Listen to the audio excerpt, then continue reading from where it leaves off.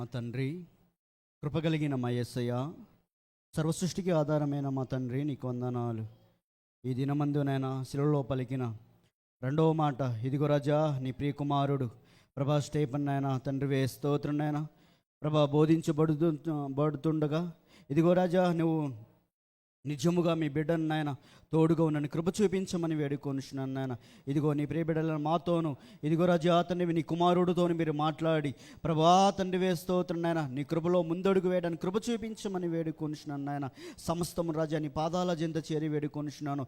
ఇంతవరకు రాజా తండ్రి స్తోత్రం నీ బిడ్డకు తోడుగా ఉండిన విధంగాను ఇక ముందు కూడా తండ్రి ఆత్మస్వరూపువే తండ్రి స్తోత్రం ప్రభా దేవుని దూత కలిగి తండ్రి స్తోత్రం బిడ్డతో మాట్లాడి ఇక్కడ ఉంచిన ప్రతి ఒక్క కుటుంబం బిడ్డతో మీరు మాట్లాడి మనం బలపరిచి ప్రభా నీ శిలువలో తండ్రి మాట్లాడబోతున్న ప్రతి ఒక్క మాట ఒక ప్రత్యేకంగాను ఒక వెలుగుతోను ప్రభా మాలో తండ్రి కనువింపు చేయమని కృప చూపించమని తోడుగా ఉండమని నీ నామానికి మహిమకరంగాను కృప చూపించమని వేడుకుంటూ నజడైన యేసుక్రీస్తు జీవం కలిగి నామ ప్రార్థన చేస్తున్నాను తండ్రి, ఆమేన్.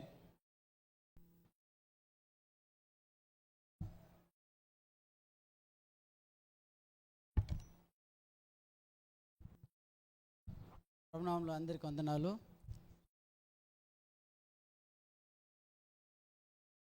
ధ్యానంలో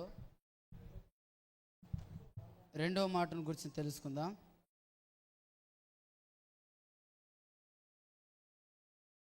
కన్నా ముందు క్రీస్తు ఒక నేరం చేత సిలువ వేయబడ్డాడు. ఏమి ఆ నేరం అంటే యూదుల రాజు అని. ఏమని? యూదుల రాజు అని. ఆయన ఏమన్నాడు పిలాతు దగ్గర, నువ్వు యూదుల రాజు అంటే నువ్వు అన్నట్టే నేనే యూదుల రాజుని అన్నాడు.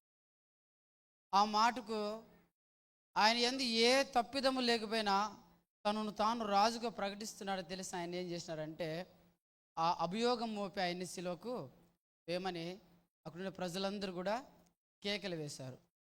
అయితే దేవుడు ఏదేమైనా కూడా ఎంతగా వాళ్ళు తాను కనపరుచుకున్న వాళ్ళ యొక్క హృదయాలన్నీ కూడా మందగించబడ్డాయి కాబట్టి ఆయనని గుర్తెరగక ఆయన సిలువకు వేయబడ్డారు. అయితే యూదులందరూ కూడా ఎలాగున్నారంటే క్రీస్తు రాజుగా వస్తాడని వాక్యం రాయబడింది, ప్రవచనం రాయబడింది. యూదులు ఏమనుకున్నారు? క్రీస్తు ఒక గొప్ప వంశంలోన లేదా ఒక గొప్ప కుటుంబంలోన ఒక ధనికుల కుటుంబంలోన ఆయన వచ్చి మనల్ని అందరూ కూడా పరిపాలన చేస్తాడు, ఆయనే మెస్సయ్యా అని వాళ్ళందరూ కూడా అనుకున్నారు. అయితే ఈ క్రీస్తు ఎలాగొచ్చాడంటే తను తాను తగ్గించుకొని రిక్తుడిగా ఒక పశువుల పాకలోన జన్మించాడు అన్నమాట. అయితే ఇన్ని రోజులు కూడా వాళ్ళ భావం ఎలా ఉందంటే ఆయన రాజుగా వస్తాడు, ఆయన సింహాసనం మీద వస్తాడు, గుర్రం పైన వస్తాడు, ఒక గొప్ప మేఘారుడే వస్తాడని భావన ఉంది. కాబట్టి ఈ రిక్తుడిగా వచ్చిన ఈ రాజుని ఏం చేసినారు? వాళ్ళు నమ్మలేకపోయినారు అనమాట. అయితే వాళ్ళందరూ హృదయాలు కూడా మందగించబడ్డాయి. ఇప్పటికైనా ఇజ్రాయెల్ దేశంలోని యూదులు యేసుక్రీస్తుని నమ్మరు చాలా మట్టుకు కూడా. ఏదేమైనా రెండో మాటను ధ్యానించుకుందాం. లూకా 23వ అధ్యాయము 43వ వచనం రాయబడి ఉంటుంది. నేడు నీవు నాతో కూడా పరదేశంలో ఉందని నిశ్చయముగా నీతో చెప్పుచున్నానని. ఎవరి దగ్గర అన్నారు? ఈ మాట అనడానికి ప్రధానమైన కారణం ఏమి? ఈ మాట వెనుక కొంచెం రియల్ స్టోరీ ఉందన్నమాట. ఆ స్టోరీని గురించి తెలుసుకుందాం. ఈ మాట వెనుక ఒక సందర్భం జరిగింది. ఒక ఇద్దరు ముగ్గురు వ్యక్తుల మధ్యన కన్వర్జేషన్ జరిగింది పైన. ఎక్కడ అంటే సిలువ పైన. ఎక్కడ? సిలువ పైన జరిగింది. ఏమనేది తెలుసుకుందాం. అనేది 39వ వచనం నుంచి క్లియర్గా నీట్గా రాయబడి ఉంటుంది అనమాట. అయితే నేను చెప్తాను, అందరూ శ్రద్ధగా వినండి. క్రీస్తుతో పాటు ఇద్దరు బందిపోటు దొంగలు సిలువ వేయబడ్డాడు. కుడి పక్కన దొంగ, ఎడమ పక్కన దొంగ మనకు తెలుసు. అయితే ఇందులో ఒకడు అంటాడు, నీవు క్రీస్తువైతే నువ్వు రక్షించుకొని మమ్మల్ని కూడా రక్షించు అని ఏం చేస్తాడంటే దూషణ చేస్తాడు. ఆయన్ని దూషణ చేస్తాడు. అంటే ఆ మాట ఇక్కడ స్పష్టంగా రాయబడింది, కానీ ఆయన కొంచెం వ్యంగ్యంగా మాట్లాడింటాడంట. ఓ యేసు, నువ్వు క్రీస్తు అయితే నువ్వు మనం రక్షించుకోవచ్చు కదా, నువ్వు క్రీస్తువు కదా అని ఏమంటారు, కొంచెం వ్యంగ్యంగా దూషణగా మాట్లాడినాడు ఆయన. మరొక వ్యక్తి ఏమన్నాడంటే, నువ్వు దేవునికి భయపడవా అన్నాడు. ఎవరికి భయపడవా? దేవునికి భయపడవా. చూడండి, దొంగ ఏమంటున్నాడు? దేవునికి భయపడవా అంటున్నాడు. అసలు ఈ దొంగనికి దేవుడు అని ఎలా తెలిసింది? దొంగ దేనికి వస్తాడు? యోహాను 10:10 రాయబడి, దొంగ దొంగతనమునకు, హత్యకు, నాశనము చేయడానికే వస్తాడు, కానీ వాని యందు కనికరము కానీ, జాలి కానీ, పశ్చాత్తాపము కానీ, ప్రేమ కానీ వాని యందు ఉండదు. దొంగ రాత్రే వస్తాడు, పగులు రాడు. ఎవడైనా అడ్డు వస్తావని ఏం చేస్తాడు? చంపేసి. ఈ దొంగ చూడండి, నువ్వు దేవునికి భయపడవా? ఎంత మార్పు వచ్చింది! ఆ మార్పు రావడానికి గల కారణం ఏమి? ఆ మాట అనడంలో ఆయనకున్న ఉద్దేశం ఏమి? ఆయన యొక్క భావజాలం ఏంది అనే విషయాలు కొద్దిగా తెలుసుకొని మనం ముందుకు వెళ్దాం. ఏమి అంటే, ఈ దొంగకి క్రీస్తుని గురించి ఎలా తెలిసింది? ఈ దొంగకి ఆయన దేవుడు అని ఎలాగ తెలుసుకున్నాడంటే, దేవుడు మనందరికీ తెలుసు, ఆయన బెత్లెహేంలో జన్మించాడు. ఆయన పెరిగి పెద్ద అవుతున్నప్పుడు క్రమంలోన 12 సంవత్సరాల్లోన జ్ఞానులకు వెళ్ళి ఆయన అనేకమైన ప్రశ్నలు అందించడం ఆశ్చర్యపోయారు. తర్వాత 32 సంవత్సరాల్లో ఆయన తన పరిచయం ప్రారంభించినప్పుడు ఎన్నో అద్భుత ఆశ్చర్య కార్యాలు అక్కడ ఉన్న కూడా చేశాడు. క్రీస్తు యూదయ, గలిలయ, సమరయ, యెరూషలేము, యూదయ, గలిలయ, సమరయ దేశాల్లోన యెరూషలేము ప్రాంతాలను ఏం చేసినాడంటే అనేకమైన అద్భుత ఆశ్చర్య కార్యాలు చేశాడు. ఆయన ఏం చేశాడు? అనేకమైన అద్భుతమైన కార్యాలు, ఆశ్చర్యకరమైన కార్యాలు చేశాడు. ఏమి ఆశ్చర్య కార్యాలు అంటే, చనిపోయిన వాడిని బ్రతికించాడు. లాజరు 4 రోజులు చనిపోయిన తర్వాత క్రీస్తు ఆయన ఏం చేసినాడు? బ్రతికించాడు. అందరికీ తెలుసు, ఊరు వాడ అందరికీ తెలుసు, లాజరు చనిపోయిన రోజులు అయిందని, 4 days అయిందని. అనేక మంది ఆయనతో కూడా ఉన్నప్పుడు లాజరుని ఆయన బ్రతికించినప్పుడు, ఆయనను బయటకు రమ్మన్నప్పుడు, లాజరు వచ్చినప్పుడు అనేక మంది చూస్తారు. చూడండి, విశ్వాసం అనేది 3 సందర్భాల్లో కలుగుతుంది మనకి. విశ్వాసం మొదటిది ఏమంటే, చూడడం ద్వారా విశ్వాసం కలుగుతుంది, స్పర్శించడం ద్వారా విశ్వాసం కలుగుతుంది, వినటం ద్వారా విశ్వాసము కలుగుతుంది. దేవుడు అన్నాడు, వినటం వల్ల మీకు విశ్వాసము అధికమగును అన్నాడు.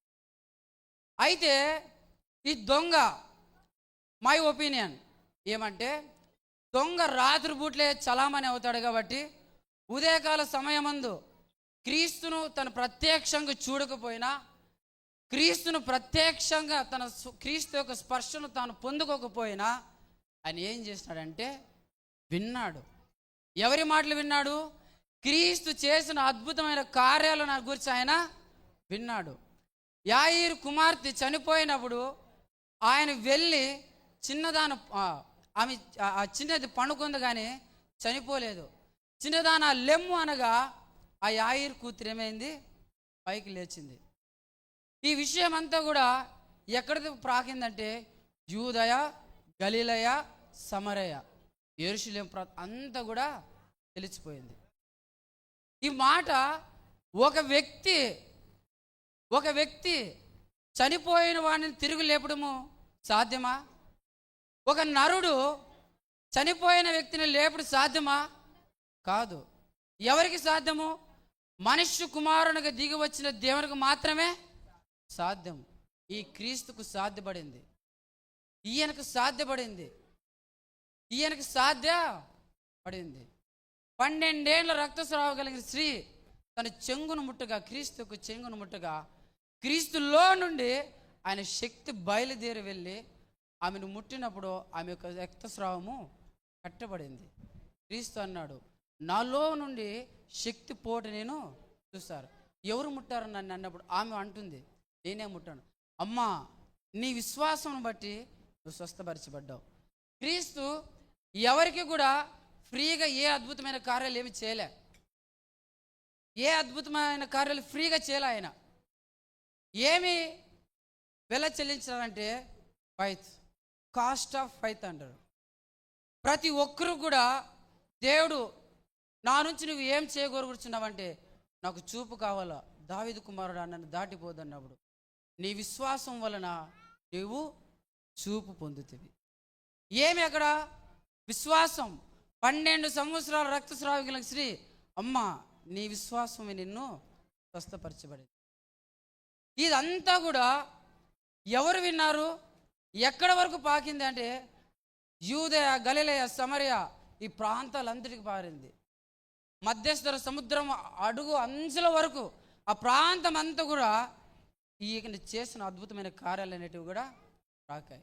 ఎక్కడో ఒక చోట, ఎక్కడో ఒక సందర్భంలో అయినా ఖచ్చితంగా ఈ దొంగ వినింటాడు. చనిపోయిన వారిని లేపాడు. రాజులు సైతం ఆశ్చర్యపడ్డాడు, పరిసయ్యులు సైతం ఆశ్చర్యపడారు. అందరూ కూడా జ్ఞానులు సైతం ఆశ్చర్యపడారు. ఎలా సాధ్యం? నీ పాపములు క్షమించబడి ఉన్నాయని చెప్పాడు. ఎలా సాధ్యం? మనిషి కుమారుడు చేయగలుగుతాడా? ఎస్, ఈ మనిషి చేయగలడు. మనుష్యుడు చేయలేడు, దేవుని కుమారుడు చేయగలిగాడు. నీ పాపములు క్షమించబడ్డాయి, నీ విస్తారమైన పాపములు క్షమించబడ్డాయి కాబట్టి నువ్వు నెమ్మదిగా వెళ్ళమని చెప్పాడు. ఆ క్రీస్తు చెప్పిన మాటలు విన్నాడు, ఆయన చూశాడు, ఆయన హృదయం తెరవబడింది, ఆయన యొక్క మనోనేత్రాలు తెరవబడ్డాయి. అందుకు అన్నాడు ఆయన, నువ్వు దేవునికి భయపడవా? నువ్వు దేవునికి భయపడవా? ఆ మాట ఎంతగా ఆ క్రీస్తును కుదిపేసిందంటే చాలా మటుకు కుదిపేసిపడింది. సిలువలో పైన ముగ్గురు మధ్య ఇది కన్వర్షన్ జరుగుతుంది. కుడివైపు ఒక దొంగ, ఎడమవైపు దొంగ, మధ్యలో ఒక దొంగ. ఒక వ్యక్తి ఇంకొక వ్యక్తితో కన్వర్షన్లో మాట్లాడుకున్న మాటలు ఇవన్నీ కూడా. అయితే పైన మాట్లాడుతున్న వారి కిందకి బహుశా దగ్గరగా ఉన్నవారికి మాత్రం వినిపించింటుంది, దూరంగా ఉన్నవారికి వినిపించడం. అప్పటికే దేవుణ్ణి చాలా కొట్టి ఆయన హింసించి సిలువ వేయబడ్డాడు కాబట్టి తనకి శక్తి లేకపోయి ఉండొచ్చు. అందుచేత వాళ్ళ కన్వర్షన్కు స్లోగా జరుగుతున్నా కూడా ఆ ఈ మాటలన్నీ కూడా ఆ దగ్గరగా ఉన్నవాళ్ళు వినిన్నారనమాట. అయితే ఆయన యందు దొంగ అంటాడు, మనము ఈ సిలువకు వేయబడుటకు మనము అర్హులమే, కానీ ఆయన యందు ఏ తప్పు కూడా లేదు, ఏ తప్పిదం కూడా ఆయన యందు లేదు. అనర్హుడు ఆయన దేనికి? సిలువ వేయడానికి. ఆ కింద ముందుకు చెప్పింది, సిలువ వేయబడడం అంటే సిగ్గుపరచబడడం, శాపాలకి నాశనానికి ఒక నీచకరమైన కార్యం చేస్తే తప్ప సిలువకు వేరనమాట. అది సిగ్గు. అయితే మనము దొంగలము, నువ్వైనా కానీ నేనైనా కానీ బందిపోటు దొంగలం. మనము ఈ సిలువకు వేటకు మనకు అర్హత ఉంది, క్రీస్తుకు అర్హత లేదు. ఈయనకి అర్హత లేని ఆయన క్రీస్తుకు అర్హత లేని క్రీస్తు సిలువ వేయబడ్డాడు. ఈయన ఎందు ఏ తప్పిదము కూడా లేదు. పరిస్థితులు ఎదుట క్రీస్తు అన్నాడు, పరిస్థితులు ఎదుట క్రీస్తు అన్నాడు, నాలో పాపం ఉందని ఎవడు స్థాపించగలడు? యోహాను సువార్త 8వ అధ్యాయము 4వ వచనం ఒకసారి చదువుకుంటే, నా యందు పాపముందని మీలో ఎవడు స్థాపించగలడు? ఈ మాట అక్కడున్న వాళ్ళందరిని కూడా ఆశ్చర్యపరిచింది. క్రీస్తు అన్నప్పుడు ఏమని ఆయన మీద మోపగలడు? పాపములకు క్షమించబడి ఆయన మోపమా? నీ విస్తారమైన పాపాలన్నీ కూడా క్షమించబడ్డాయని అది ఆ నేరమా? లేకుంటే చనిపోయిన వారిని బ్రతికించేవాడు నేరమా? ఏ నేరం మోపగలరు? ఏ నేరము కూడా ఎదుట మోపలేదు. వ్యభిచారంతో పట్టబడిన స్త్రీ ఆయన ఎద్దుకు తోలుకొని వచ్చినప్పుడు, మీలో పాపమును లేనివాడు మొదటిగా ఆమె మీద రాయి వేయుడి. ఎవరైనా ఉన్నారా? అందరూ ఉన్నారు. అందరూ తమ రాళ్ళను విడిచి వెళ్ళిపోయారు, పిల్లలు మొదలుకొని పెద్దలు మొదలుకొని. ఆయనలో ఏ పాపము లేకపోయినా ఆయన రాయి వేయుటకు అర్హుడైనా కూడా ఆయనను శిక్ష విధించలేదు. అమ్మాని పలికాడు. అది క్రీస్తు యొక్క ప్రేమ, క్రీస్తు యొక్క స్వారూప్యం, అది యొక్క ఔన్నత్యం. అది ఆయన గూర్చిన మాటలు విన్నాడు ఈయన, ఆయన గూర్చిన సంగతులను తెలుసుకున్నారు ఆయన. మళ్ళీ రిమైనింగ్ యూదులంతా ఎలాగున్నారంటే, వాళ్ళ యూదుల యొక్క హృదయాలన్నీ కూడా మందగించబడ్డాయి, వాళ్ళ యొక్క మనో నేత్రాలు అనేటివి తెరవబడలేదు. అయితే ఈ దొంగకి తెలిసింది, ఈయన యందు ఏ తప్పిదము లేదు, ఈ శిక్షకు అనర్హుడు ఆయన. అందుకు ఆయన అంటాడు, నీవు దేవునికి భయపడవా? ఆయన యందు ఏ తప్పిదము కూడా లేదు. అయితే ఆ తర్వాత కూడా ఏమంటాడంటే, క్రీస్తు నీ రాజ్యం వచ్చినప్పుడు నన్ను జ్ఞాపకము చేసుకొనుడు. నేను ఎందుకు చెప్తున్నానంటే, దేవునికి భయపడవా, తర్వాత ఆయన యందు ఏ తప్పిదం లేదు, నన్ను జ్ఞాపకము చేసుకోమంటే, ఈ యొక్క దొంగ పలికిన మాటను బట్టి క్రీస్తు మాట అన్నాడు, నేడు నీవు నాతో కూడా పరదేశంలో ఉండు అని. చాలామంది ప్రతి సంవత్సరం పరదేశ గురించి వింటాడు. అయితే ఆ దొంగ ఈ మాటలు చెప్పుకోకుంటే క్రీస్తు మాట చెప్పుడేమో. దొంగ ఇంత అర్థవంతంగా ఆయన భావజాలంలో అర్థం చేసుకుని క్రీస్తుని ఆ విధంగా ప్రేరేపించబడిన మాటతో మరొక దొంగకి ఈ విధంగా చెప్పుకోకుంటే క్రీస్తు నువ్వు నాతో కూడా పరదేశంలో ఉందని చెప్పేవాడు కాదేమో. అయితే ఈ దొంగ క్రీస్తుకు చెప్పిన విధానాన్ని బట్టి క్రీస్తు ఈ మాట అన్నాడు, నాతో కూడా నువ్వు పరదేశంలో ఉండు, నీ రాజ్యం వచ్చినప్పుడు నన్ను జ్ఞాపకం చేసుకోము.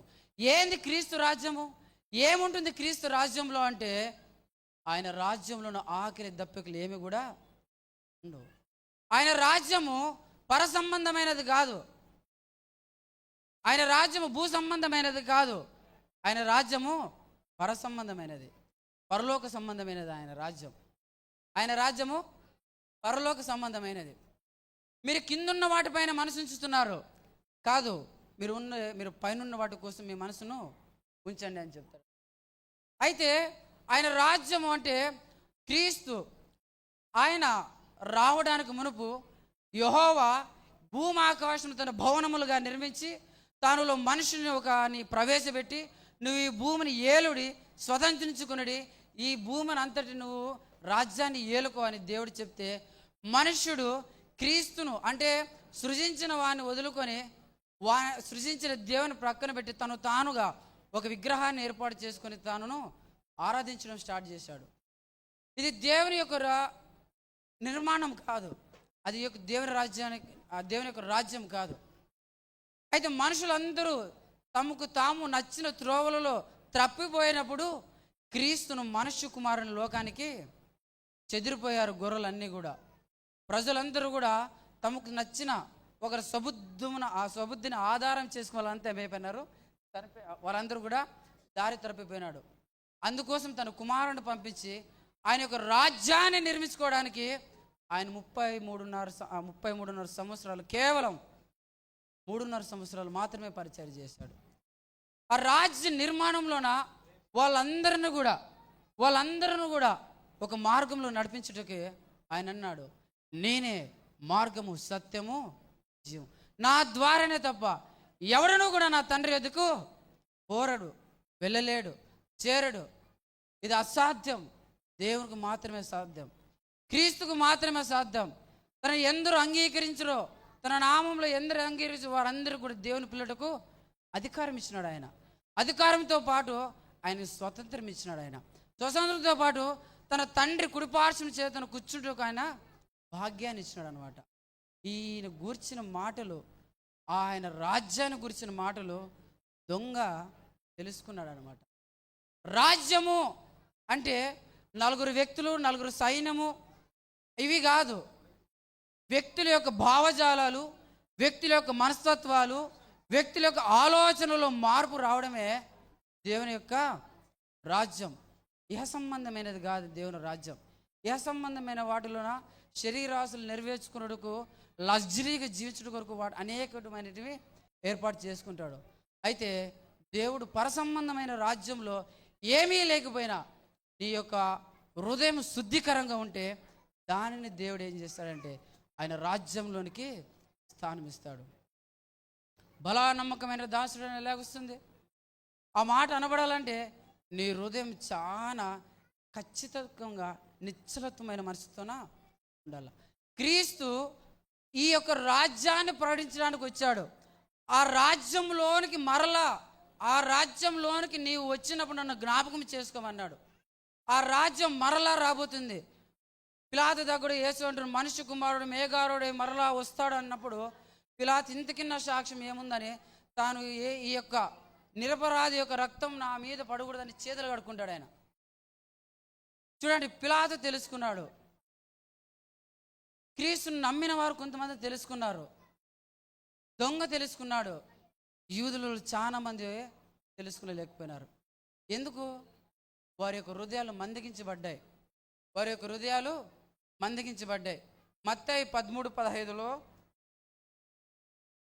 రాయబడింది. మత్తయి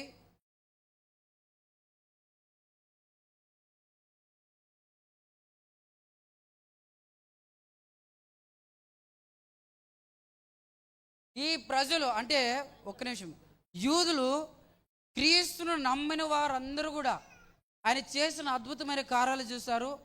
ఆయన చెప్పిన మాటలు అనేకమైన ఉపదేశాలు విన్నారు.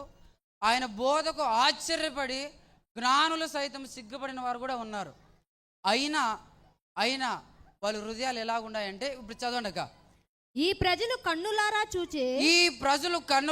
చూచి చెవులారా విని హృదయంతో గ్రహించి మనసు త్రిప్పుకొని నా వలన స్వస్థత పొందుకున్నట్లు వారి హృదయం క్రొవ్వినది, వాళ్ళ హృదయాలు క్రొవ్వినాయి. వారి చెవులు వినుటకు మందములైనవి, వారు తమ కన్నులు మూసుకొని ఉన్నారు. గనుక మీరు వినుట మట్టుకు విందురు గాని గ్రహింపరు, చూచు మట్టుకు చూతురు గాని ఎంత మాత్రమును కూడా తెలుసుకోలేరు. యూదులు చాలా మంది ఉన్నారు. నాట్ ఓన్లీ యూదులు, మనము కూడా క్రైస్తవులైన మనం కూడా క్రీస్తును ఆచార భావముగా ఆరాధించే వారు చాలా ఉన్నారు.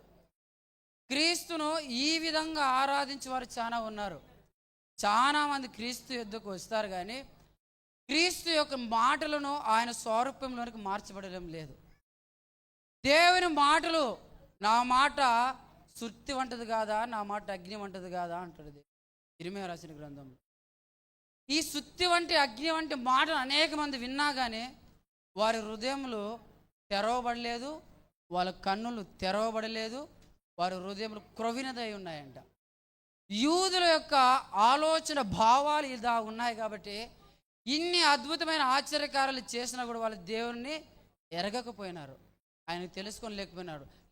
లేదు, క్రీస్తు యేసు ప్రభు యూదుల రాజుగా వస్తాడు, ఆయన సింహాసనం మీద వస్తాడు, ఆయన గుర్రం మీద వస్తాడు, ఆయన ఒక గొప్ప రాజ్యంలో వస్తాడు, గొప్ప వంశంలో జన్మిస్తాడు అనే భావనతోనే ఉన్నాడు. కానీ ఈయన మెస్సయ్య చనిపోయిన వారు లేపాడు, నశించిపోయిన వారందరిని రక్షించాడు. ఆయన వాక్శక్తికి అనేక మంది ఆశ్చర్యపడ్డారు. కుంటి వాళ్ళకి, కాలు వాళ్ళకి, చేతులు లేని వారికి అందరికీ కూడా అవయవాలు అన్నీ సరి లేని వారు అందరూ కూడా సరిచేసి వాళ్ళందరికీ క్రీస్తులోకి నడిపించబడుతున్నారు.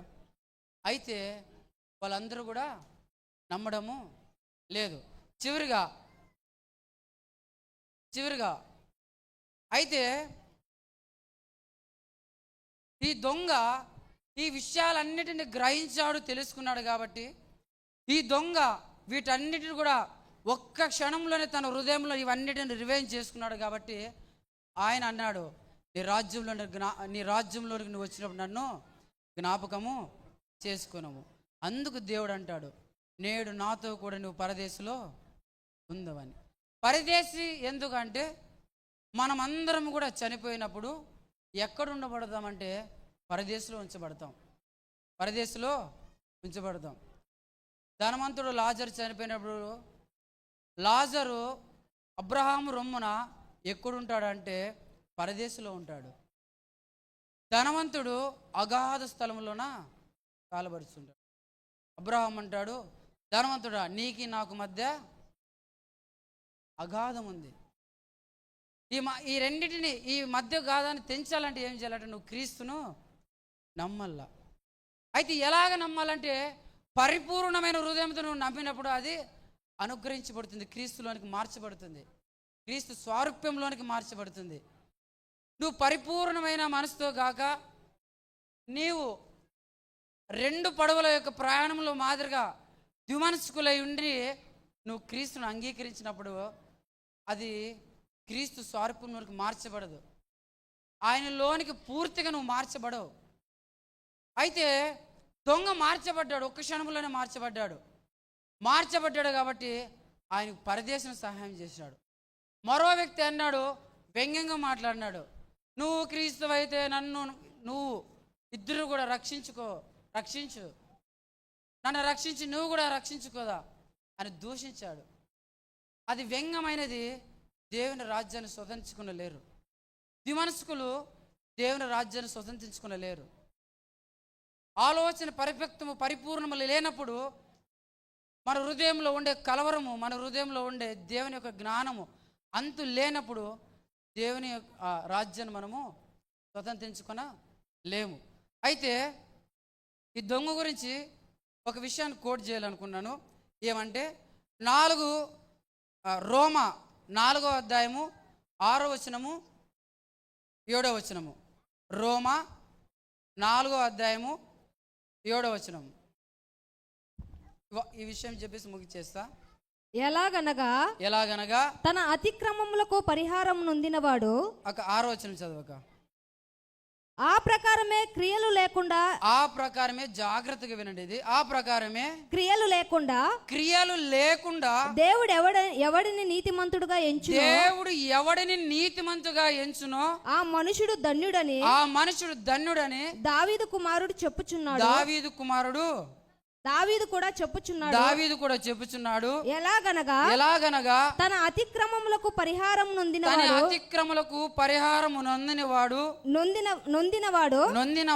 తన పాపమునకు ప్రాయశ్చిత్తము నొందినవాడు ధన్యుడు. చాలక థ్యాంక్ యూ. చూడండి, దేవుడు క్రియలు లేకుండా ఎవరినైతే నీతిమంతునిగా ఎంచబడతాడు ఆ మనుషుడు ధన్యుడు. మరి ఈ దొంగ ఏ క్రియలు చేసినాడు? ఈ దొంగ కేవలం సిలువలో మాత్రమే తన హృదయాన్ని మార్చుకున్నాడు. తన బ్రతుకున్న జీవిత కాలం అంతే కూడా క్రీస్తు వైపుకు తన మనసును తిప్పలే, క్రీస్తు బోధకు ఆయన మనసును తిప్పలే. క్రీస్తును గురించి విన్నాడు, వినిన సంగతులన్నీ తెలుసుకున్నాడు, కానీ ఆయన హృదయాన్ని క్రీస్తు హృదయంతో ఏకీభవించలేకపోయినాడు. అయినా ఒక్క క్షణంలోనే ఆయన ఏమైపోయినాడు? ధన్యునిగా ఎంచబడ్డాడు. క్రియలు లేవు, అయినా దేవుడు ఏం చేసినాడు? నీతిమంతునిగా ఎంచి పరదేశానికిచ్చి వాడిని ధన్యునిగా ఎంచి ఉన్నాడు. ప్రకటనలో రాయబడి ఉంటుంది, క్రీస్తు 2వ రాకడలో ఆయన వచ్చినప్పుడు కనురెప్పు మాటలు అందరూ కూడా ఏమైపోతారంట? మారు మనసు పొందుతారంట. కనురెప్పు మాటలు అందరూ కూడా మారు మనసు పొందుతాడు. ఈ దొంగ కూడా ఒక కొద్ది క్షణాల్లోనే మారు మనసు పొంది ఆయన దేవుని రాజ్యాన్ని స్వతంత్రించుకున్నాడు. అయితే ఈ వాక్యం వలన యూదులు దేవుడు ఉన్నాడని తెలిసి ఎరిగి కూడా వాళ్ళ హృదయములు, వారి కన్నులు క్రొవ్వినదై ఉన్నాయి, వారి చెవులు దేవునికి దృష్టికి వాళ్ళు ఉంచక మోడుగా ఉన్నాయి. కాబట్టి నిజమైన క్రీస్తును వాళ్ళు తెలుసుకునలేకపోయినారు, ఆరాధించలేకపోయినారు. సిలువకు వేయండి అని మరీ గట్టిగా అరిచినప్పుడు పిలాతు సిలువకు అప్పగించేశారు అనమాట. మన హృదయములు క్రొవ్వినదవై క్రీస్తులో ఉంటే క్రీస్తు దేవుని రాజ్యానికి మన స్వతంత్రులము కాము. మన హృదయములు దేవుని యొక్క మాటకు వ్యతిరేకంగా ఉంటే, మన మనసు ద్విమనస్కులుగా ఉంటే క్రీస్తు రాజ్యానికి స్వతంత్రులము కాము. నిశ్చయముగా మనకు పరదేశం అనేది ఇవ్వడు ఆయన. క్రీస్తుకు విరోధంగా ఉంటే నువ్వైనా నేనైనా నువ్వైనా మనమందరమైనా క్రీస్తులోకి మార్చబడాలంటే ఆయన స్వరూపంలోనికి మార్చబడాలా. దొంగ క్షణాల్లో ఎలాగైతే మార్చాడో చాలా సమయం ఉంది. ఆ సమయంలో మనం క్రీస్తులోనికి మార్చబడినప్పుడు నిశ్చయముగా మన అందరికీ దొంగకి ఇచ్చిన పరదేశి మన అందరికి కూడా దేవుడు ఇస్తాడు. ఈ యొక్క 2వ మాట దేవుడు దీవించి ఆశీర్వదించును గాక.